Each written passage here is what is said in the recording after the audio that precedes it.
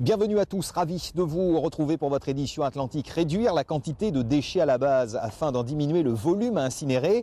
Cette règle de bon sens, le SMICTOM Wallonie en a fait sa politique. Le syndicat de collecte déchets a d'ailleurs été labellisé avec 57 autres territoires afin de prendre part au projet Zéro gaspillage, zéro déchet. Là, il y a du papier. Pour les besoins de notre reportage, le SMICTOM Wallonie s'est livré à cette petite démonstration. On ouvre au hasard des sacs d'ordures ménagères noires destinés à l'incinération ou l'enfouissage. Puis l'on regarde ce qui aurait pu être trié. Papier, déchets verts, emballage. Le résultat est édifiant. Le tri peut et doit encore s'améliorer. C'est nécessaire non seulement pour l'écologie et l'environnement, mais aussi pour les finances locales et donc la poche des contribuables. On a encore beaucoup d'avenir dans nos poubelles parce qu'on a plein de matières qui dorment. On voit aujourd'hui de l'aluminium, on en fait des vélos, des TGV. Le plastique, ça vaut 800 € la tonne. Aujourd'hui, mis dans les ordures ménagères, tout ça, ça coûte 150 €.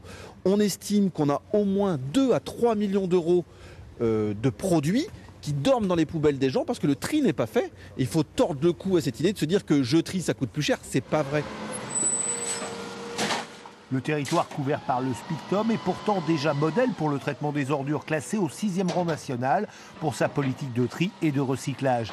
Ici, en adhérant au projet gouvernemental Zéro gaspillage, zéro déchet, on espère faire encore mieux.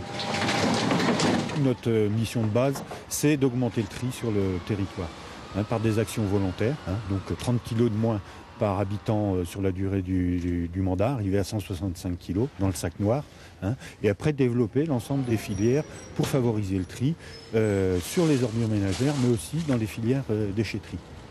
Le syndicat gère un territoire de près de 200 000 habitants, 30 kg de moins par habitant et par an. Cela ferait 6 millions de tonnes de déchets à valoriser. C'est loin d'être négligeable. L'optimisme moteur de la création d'entreprises, c'est le thème retenu cette année pour le grand meeting organisé ce soir par la Chambre de commerce et d'industrie de La Rochelle.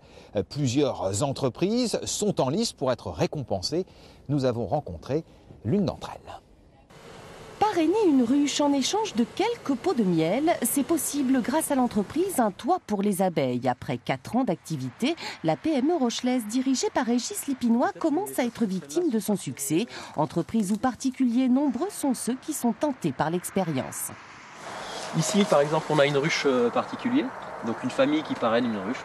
L'abeille est devenue aujourd'hui un symbole de la protection de l'environnement. Comme à une époque, on a eu un petit peu le bébé phoque avec un capital sympathie très très fort. Aujourd'hui, on a 1500 ruches installées sur toute la France, avec un réseau d'une 40aine d'apiculteurs et des clients qui vont pratiquement jusqu'en Suisse, on est même jusqu'en Belgique.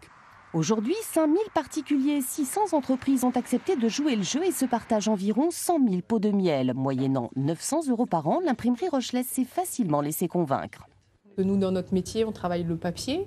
Et donc, on a un lien avec la biodiversité assez fort. Donc, on a choisi donc, de parrainer une ruche pour l'imprimerie rochelaise et donc d'avoir des pots de miel à offrir à nos clients. 9 des salariés de l'imprimerie parrainent eux aussi une ruche à titre individuel pour seulement 8 € par mois.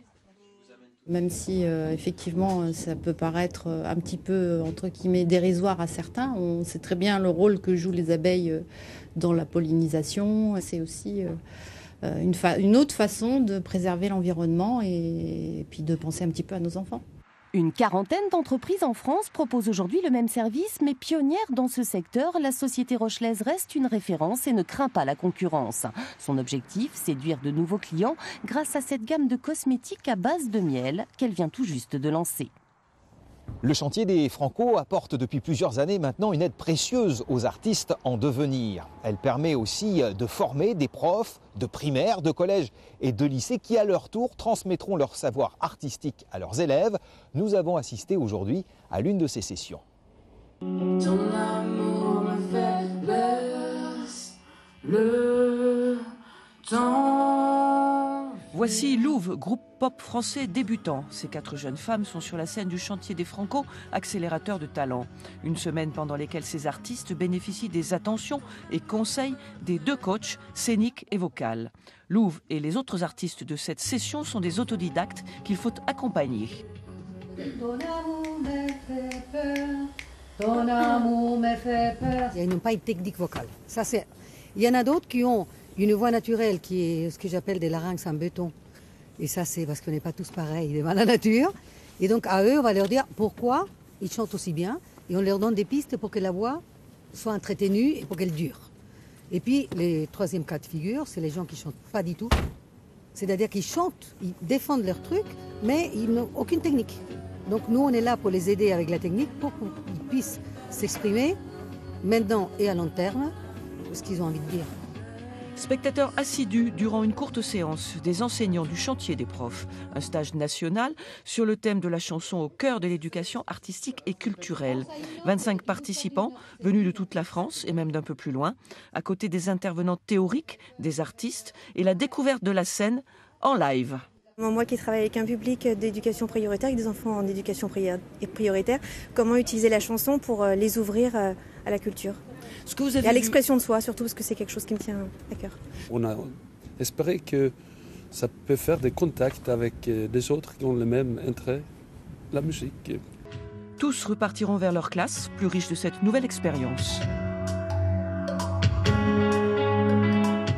Voilà, et c'est ainsi que s'achève pour ce soir votre édition Atlantique. Une nouvelle fois, merci pour votre fidélité. On se retrouve demain sur la 3, bien sûr.